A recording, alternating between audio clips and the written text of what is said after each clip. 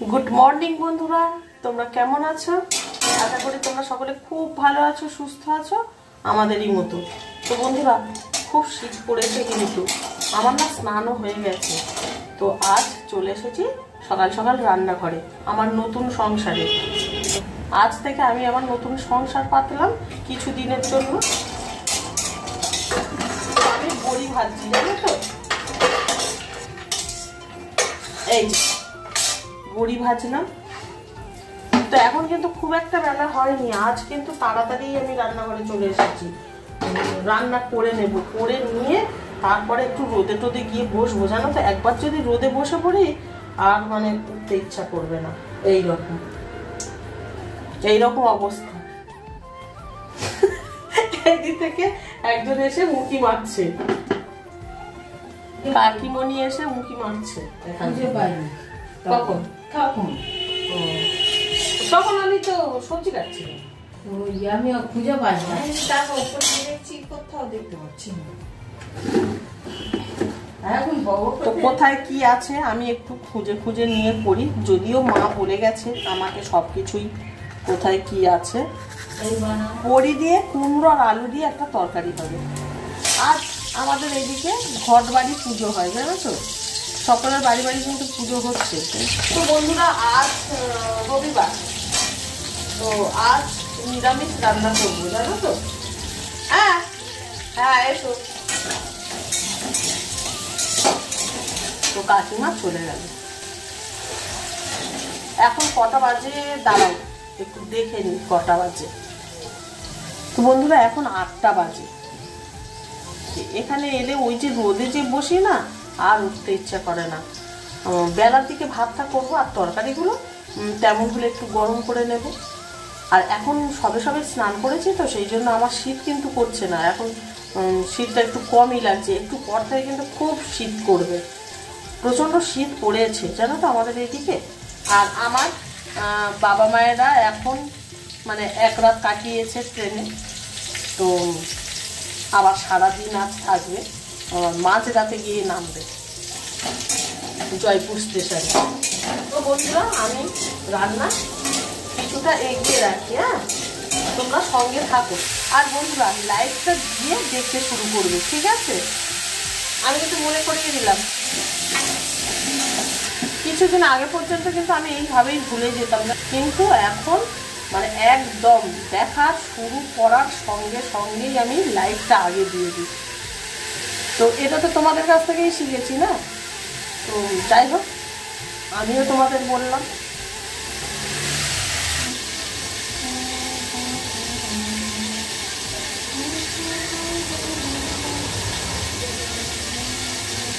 বন্ধুরা, চলো রান্না করতে করতে একটু না যাই, রোদে যাই। বাবা, রোদ্দুর ভালো আসেনি এখনো গো। এই যে এই একটু অল্প অল্প এসেছে রোদ্দুর। এই যে একটু দাঁড়াই, তো এই দেখো, এই যে পুকুর পাড়ে দাঁড়িয়ে আছি। এখানে না খুব সুন্দর রোদ্দুরটা আসে, জানো তো। আর এখানেই আমি গতকালও বসেছিলাম। প্রথমেই রোদটা এখানে আসে, মানে আমাদের বাড়ির মধ্যে। আর ছাদে না একটুও তো যাওয়া যায় না, সেট হয়ে গেছে তো। আর ধারে ধারে রোদ্দুর আসে, কিন্তু ছাদে যেতে ভালো লাগে না। এই দোতলা আবার ভেঙে উঠতে হবে, আমাদের বাড়িতে উপায় নেই যেতাম। যাই হোক, চলো আমি এখানে একটু দাঁড়িয়ে আমি তরকারিতে জলটা দিয়ে এসেছি। বড়ির তরকারিটা হয়ে যাচ্ছে, পরে সোয়াবিনটা করে নেব। এই দুপুরের মেনু করব। আজ ভাবছি নিরামিষই খাই, জানো তো। এমনিতেই ঘটবাড়ি পুজো, তো ঠাকুর ঘরে না যেতে পারবো না, জানো তো। আমি দেখি সমুর বাপিকে বলবো দেওয়ার জন্য। এখানে দুটো লঙ্কা গাছ, না এইটা তো লঙ্কা গাছ, আর এটা টমেটো গাছ। এটা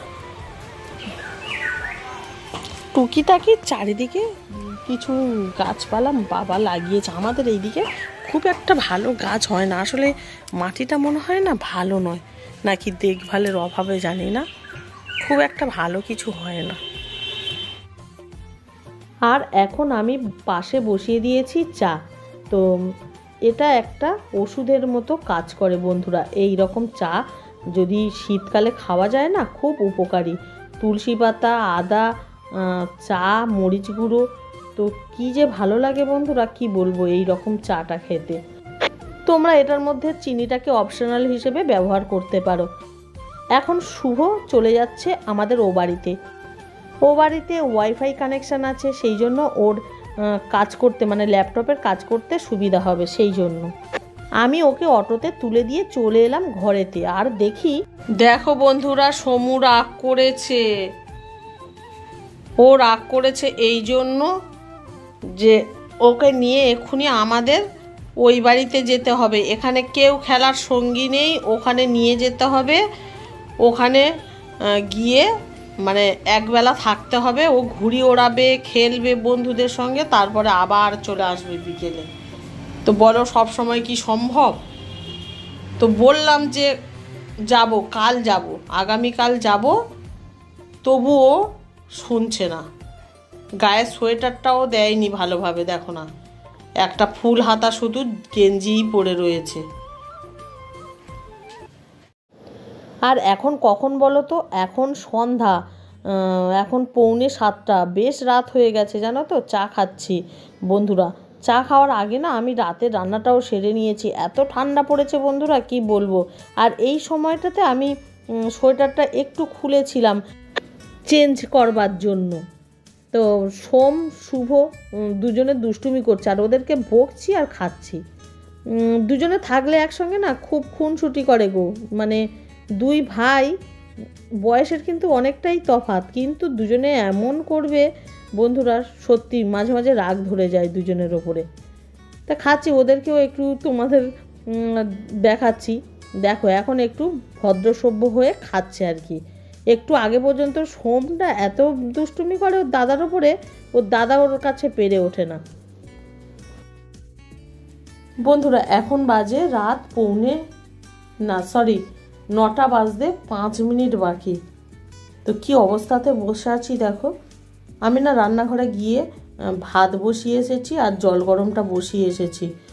তো ও দুটো হচ্ছে আর আমি এইভাবে কম্বলের নিচে পাটা দিয়ে বসে আছি, হাত দুটোকেও ঢুকিয়ে দিয়েছি। তো সারাক্ষণ বন্ধুরা জল, আমাদের মেয়েদের তো জানোই, রান্নাঘরে গেলে জলের কাজ ছাড়া কি আছে। যখনই জলে হাত দিচ্ছে হাত দুটো যেন একদম বরফের মতো হয়ে যাচ্ছে, হাত কেটে যাচ্ছে, মানে এতটা ঠান্ডা লাগছে। আসলে আমাদের এইদিকে তো এতটা ঠান্ডা পড়ে না, আর হুট করে ঠান্ডাটা পড়েছে, প্রচণ্ড যেন ঠান্ডা লাগছে। তো এইভাবে বসে আছি, তো ভাবলাম তোমাদের সঙ্গে কথাটা বলে ভিডিওটাকে তো শেষ করতে হবে। তো এই দেখো বসে আছি। সন্ধ্যেবেলায় দেখলে তখন চা বিস্কিট খেয়েছি। আর যখন চা বিস্কিট খেতে বসেছি তার আগে কিন্তু আমি রাতে রান্নাও করে নিয়েছিলাম। তো ডাল আলু ভাজা করে নিয়েছি রাতে, আর দুপুরের তরি তরকারি রয়েছে, সেগুলোই গরম করে নিয়েছি। আর ভাতটা রাতের দিকেই বসিয়েছি, করব আর খেয়ে নেব তাড়াতাড়ি। 9:30টার সময় আজ খেয়ে নেবো জানো তো। আজকে দেরি করব না, আগামীকাল আবার তাড়াতাড়ি উঠতে হবে, বড় ছেলে বেরোবে। তো অনেকটা সকাল সকাল উঠতে হবে, এক্সারসাইজ আছে। তো সেই জন্য গরম গরম খাবো বলে একটু রাতের দিকে ভাত বসিয়ে দিয়েছি।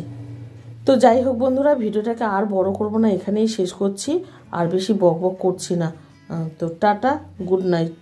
আর ভালো লাগলে একটা লাইক করে দিও।